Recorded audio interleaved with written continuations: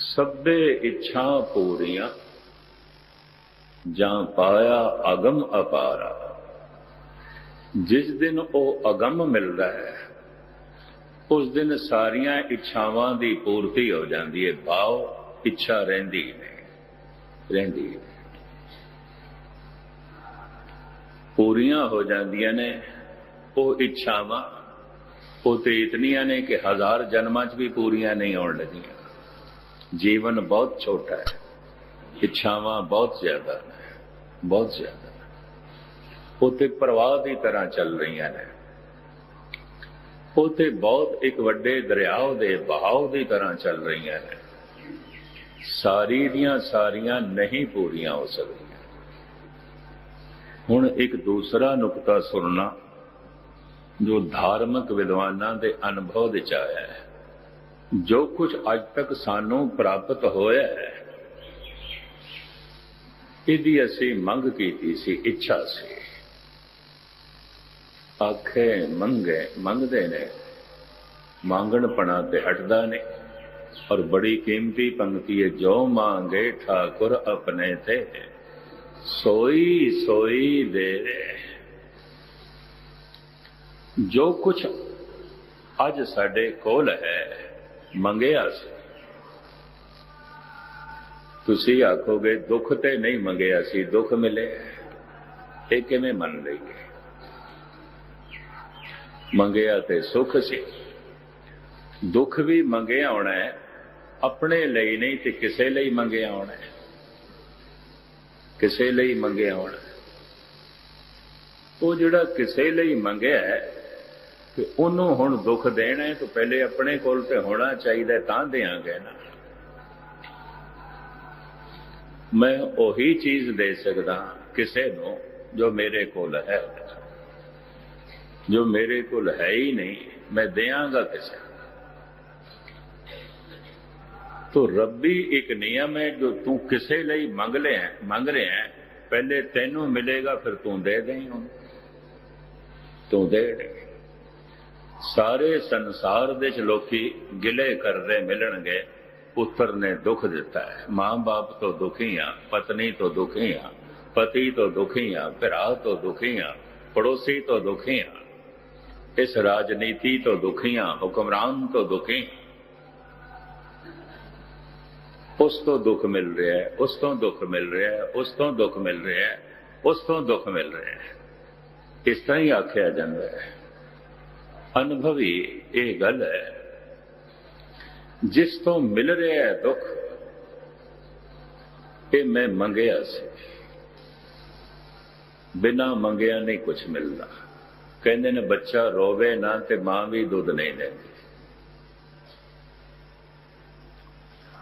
बहुत कुछ असी मंगदे हैं ते परमात्मा को सानू मिलता है, पर वो ऐसा दाता है अणमंगिया दान देवना। कहो नानक सच संभाल जियो। कुछ मंग साडे अंदर नहीं पैदा होती, पर वास्तविक साडी लोड़ आउंदी है, वो अणमंगिया ही लई जाता है। जैसे असी हवा की मंग ते नहीं करते, मिल रही है, प्राण चल रहे। ये कोई मंग असी कीती ते मिल रही है। ते हवा एक सैकंड वास्ते भी ना होवे ते असी नहीं हो सकते, पर ये ते अणमंगिया ही मिल रही है। जितना जरूरी है वो अणमंगिया मिलता पे। जिहड़ा गैर जरूरी है वो मंगण नाल ते पुरुषार्थ नाल प्राप्त होंदा है।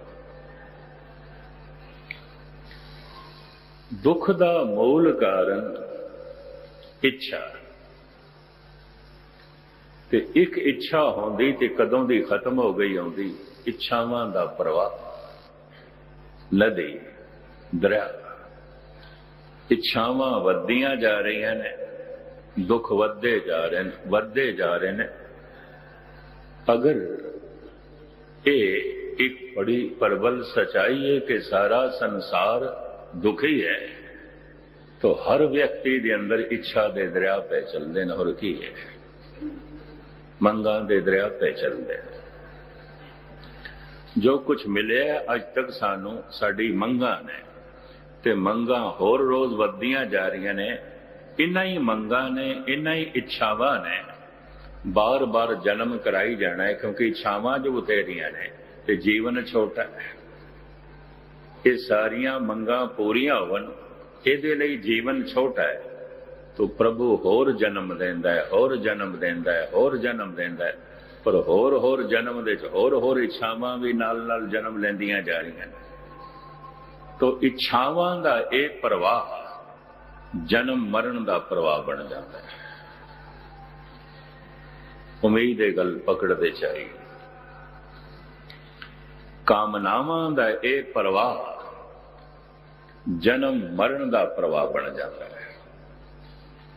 ਤੇ ਜਨਮ ਤੇ ਮਰਨ ਦੇ ਪ੍ਰਵਾਹ ਨੂੰ ਅਗਰ ਰੋਕਣਾ ਹੈ, ਨਾ ਹੋਵੇ, ਇਹ ਨਾ ਹੋਵੇ, तो फिर महाराज कहते ने काहू फल की इच्छा नहीं बाछे, केवल भगत कीर्तन संग राचे।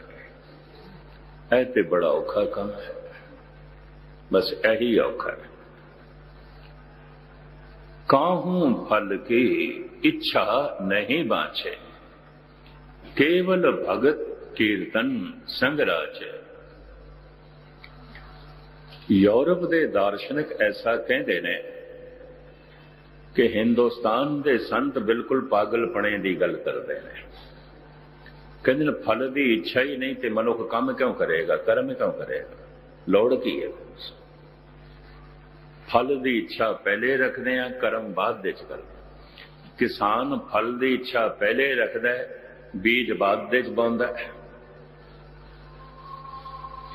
फल की इच्छा पहले रखता है, दुकानदार दुकान बाद विच खोलता है, बिजनेस बाद विच कोई आरंभ करता है, इच्छा पहले।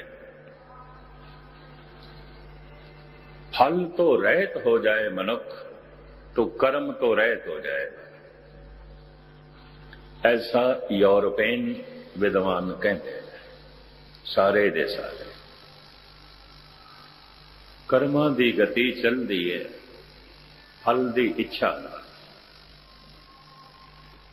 ते हुण सतगुर दी बाणी ते भारत दे सारे संत ये कहते ने काहू फल की इच्छा नहीं बाछे, केवल भगत कीर्तन संग राचे। जब कीर्तन सुनन बैठा है, कीर्तन करन बैठा है, पाठ करन बैठा है या पाठ सुनन बैठा है, काहू फल की इच्छा नहीं बाछे।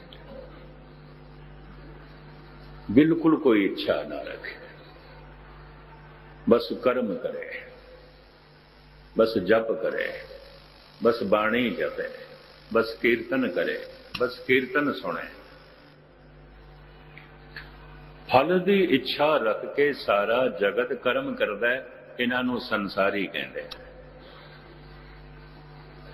ये ते आम लोग ने इसे तरह ही करते हैं। इन्हां दे सारे कर्म प्रेरित होंदे ने इच्छा तो, फल की इच्छा तो। पर जिसनों ये समझ आ जाती है, एक दिन ये इस जीवन का प्रवाह ते रुक जाएगा, इच्छावां का प्रवाह ते चलता रहता है। वो इच्छावां का प्रवाह फिर अगला जन्म करा देगा, फिर जीवन ते समाप्त हो जाता है, इच्छावां का प्रवाह चलता रहता है, फिर वो प्रवाह अगला जन्म करा देगा और अगला जन्म करा देगा। तो जो कुछ सानू अज प्राप्त है, मिले है, ये साड़ी इच्छा सी। सुख मिले है तो साड़ी इच्छा सी, ते जितने दुख मिले ने ये भी साड़ी इच्छा ही सी। क्योंकि सुख मंगते हैं अपने लिए, दुख मंगते हैं दूजे दे लिए, ते परमात्मा का नियम है जो तू दूजे नूं देना है, कम से कम पहले तेरे कोल ते होना चाहिए, तां दे सकेगा। तो इस नुकते नूं बड़े ध्यान नाल पकड़ लेना। जो कुछ मेरे कोल है मेरी मंग सी, ते परमात्मा मंग पूरी करता है, कुछ भी मंगी है पूरी करता है।